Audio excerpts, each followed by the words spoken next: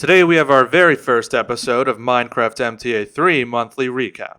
Although episodes will normally come at the end or beginning of the month, our pilot video comes a bit of a smidge late.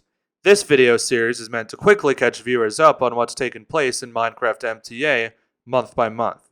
So let's get into our June 2023 monthly recap. We begin this month's recap with the stations. Last month I wanted to get some work done on the upper one line. 207th Street Station was built early on during the month. The elevated station took several days to build. It used an experimental floor tile design which featured wider seams. The purpose of doing this was to prevent angled stations from looking out of place, which would likely need to be built with wider seams on a 16-bit grid instead of the more common 32 to 64-bit grid I use at straight stations.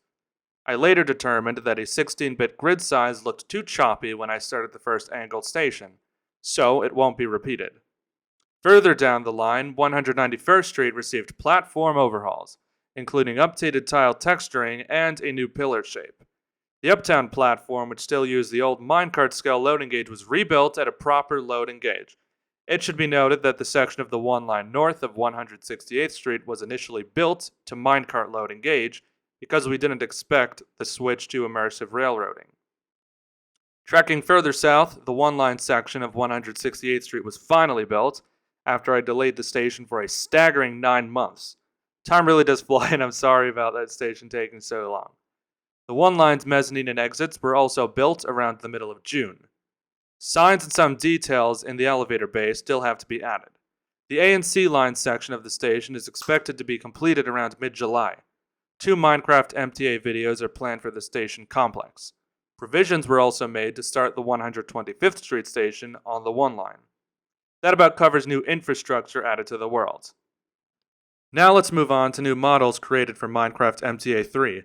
There's a lot of them, and this is what much of this month's work went into. First off, the R33's top half received an overhaul.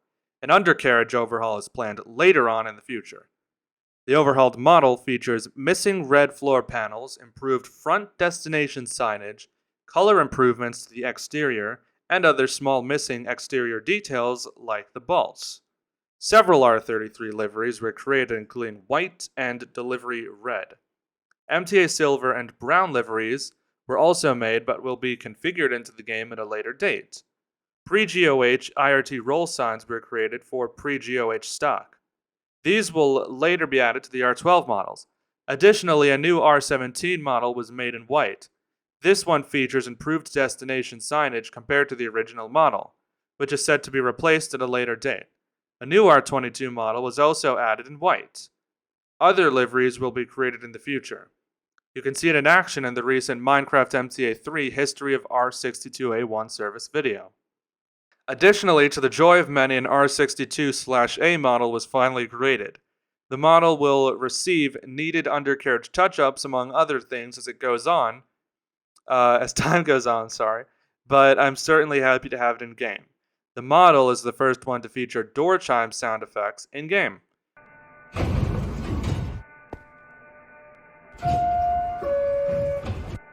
That about covers rolling stock changes and additions. Now let's cover a rare category, new tracks. As you may have noticed before, the wooden elevated walkways were finally replaced with yellow plastic elevated walkways. Tracks are the one piece of infrastructure which uses models instead of tiles, so replacing them was quite tedious because I had to make multiple new models for the tracks. Hence, I put it off for so long. Fortunately, that problem has finally been resolved. There are a few exceptions of track walkways not being part of the model, but those are usually rare and you can pretty easily tell the difference. So we'll probably be covering some of those in next month's recap if I build 125th Street, which I hope to. Subscribe if you want to see more Minecraft MTA 3 videos, and leave a like below if you want to show appreciation for this channel. I'm WebSoak, and I am saying goodbye. Thank you so much for watching.